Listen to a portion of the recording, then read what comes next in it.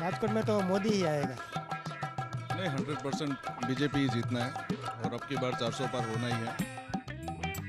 हिंदू मुस्लिम तो नहीं चलेगा। यमी इलेक्शन में स्वागत है आपका। राजकोट के एक मशहूर गुजराती भोजनालय में मैं अभी मौजूद हूँ। मेरी भी थाली लग गई है, हालांकि भी रोटी चपाती जो यहाँ और कुछ चीज़ें बनती हैं वो भी आएंगी धीरे धीरे। देखिए कई सारी कटोरियाँ हैं, दाल है, अलग अलग तरह की सब्जी है, पापड़ है, अभी भी और भी चीज़ें आएंगी। और ख़ास तौर पे यहाँ गुजरात में एक होता है कि जब भी किसी भी आप ढाबे में जाएं या अच्छे रेस्टोरेंट में जाएं या इस तरह के गुजराती भोजनालय में जाएं तो ये छाछ जरूर मिलता है, पानी नहीं। इसमें इतनी सारी चीज़ें आप बताएं, आप तो यहीं के क्या क्या चीज़ें हैं मेरी थाली में जो रखा हुआ है? ये क्या है? ये आलू की सब्जी है। आलू मटर की सब्जी? हाँ, ये दाल है। दाल है। ये ऊंधिया है। अच्छा।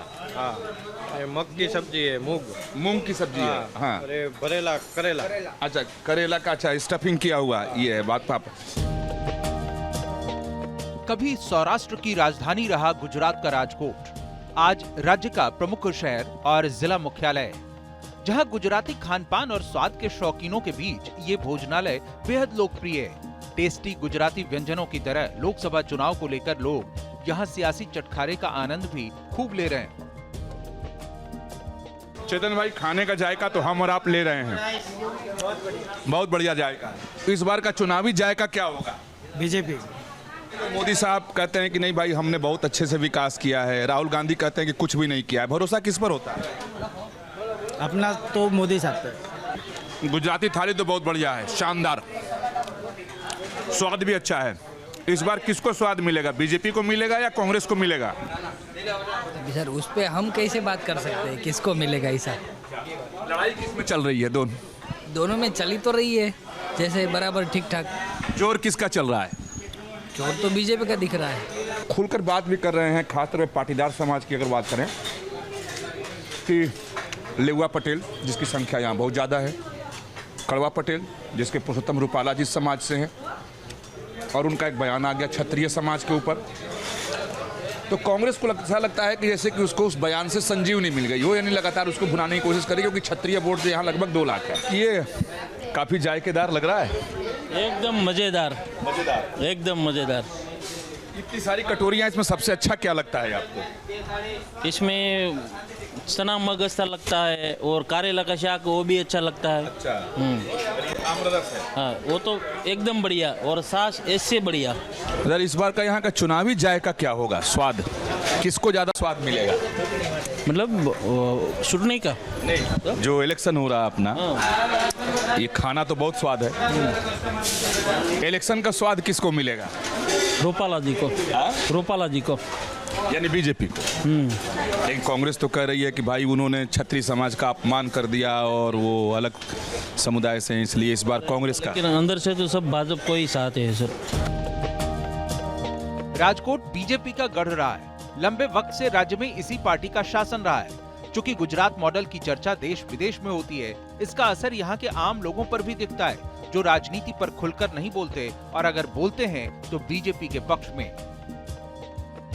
मैं तो यही जानता हूँ कि जो अत्याचार हो रहा है, जो ज़बरदस्ती लोग, गुंडे लोग थे, वो गुजरात में सब गुंडे ख़त्म कर दिया है भाजपा लोगों ने, भाजपा की शासन में। तो अच्छा है, हमारी बेटियां सब रात को 12 बजे भी यहाँ निकल सकती है। गांव में कुछ एरिया ऐसा था वहाँ बहुत गुंडागिर्दी चलती थी, तो भी वो सब बांध लिया भाजपा सरकार ने। इसीलिए सब लोग भाजपा को चाहते हैं। रोड, रास्ता, पानी, सब जो प्रॉब्लम था वो सब धीरे धीरे दूर हो गया। मैंने भी स्वाद लिया, छाछ भी पिया, ये भी भरेला करेला भी खाया, ये मूंग वाली दाल भी खाई, ये सब्जी भी खाई।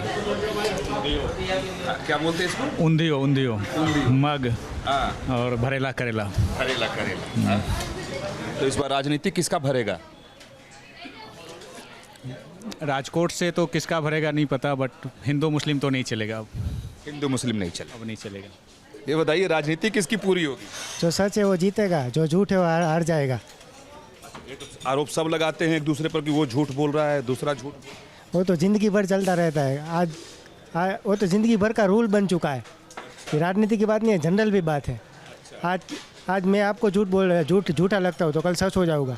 झूठ और सच तो पूरा दिन आदमी जिंदा रहता है तब तक चलता ही रहता है। राजनीति भी वैसा है, आज झूठ जीत गई तो कल सच जीतेगा। झूठ का पड़ राहुल गांधी का चलेगा या मोदी की गारंटी चलेगी राजकोट? राजकोट में तो मोदी ही आएगा।